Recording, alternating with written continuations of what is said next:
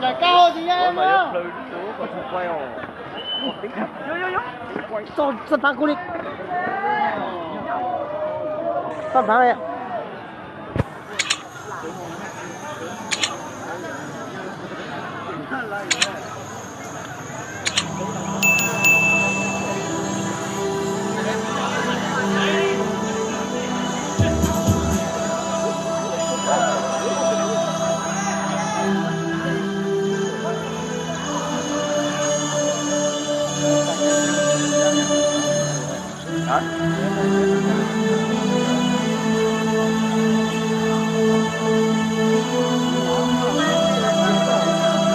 Thì sắp lấy đi họ.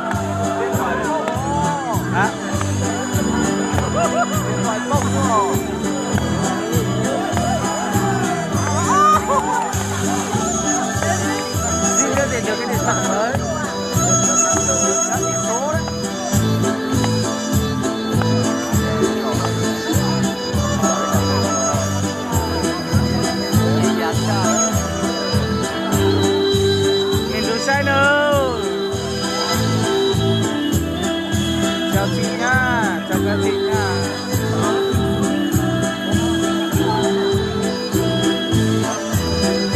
Bài này xưa rồi.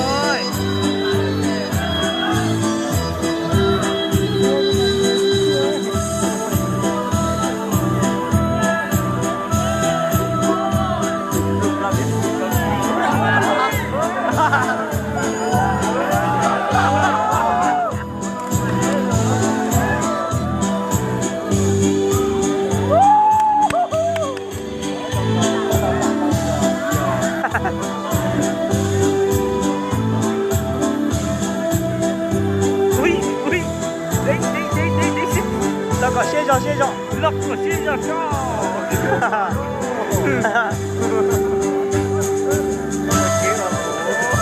ôi đây nha mọi người nhá, mình không phải là chê đâu, mình nói cho vui thôi.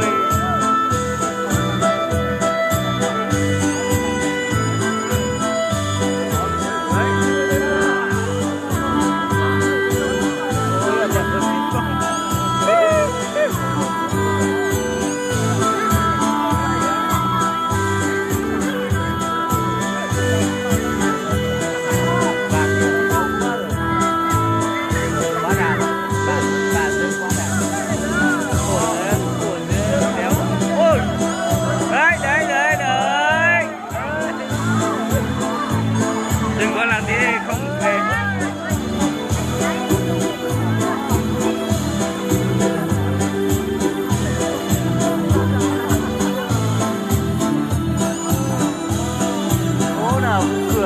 cười đấy chứ. Là kiểu như cứ buồn buồn ấy, cười đi Mằng ơi. Đấy, đứa đằng sau cười đấy.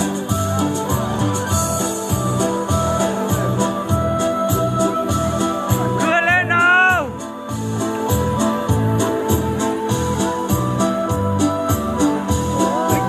Với con bò đầu tiên.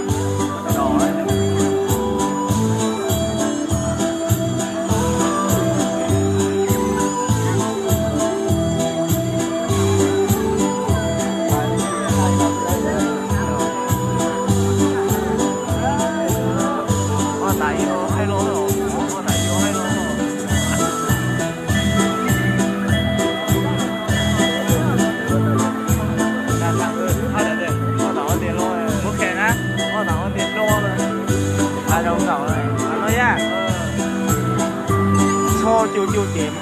Đây.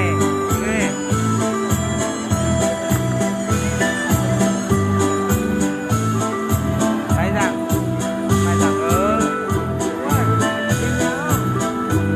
xem tí đó. Nào. Ô, đi đâu rồi? Đi đâu rồi?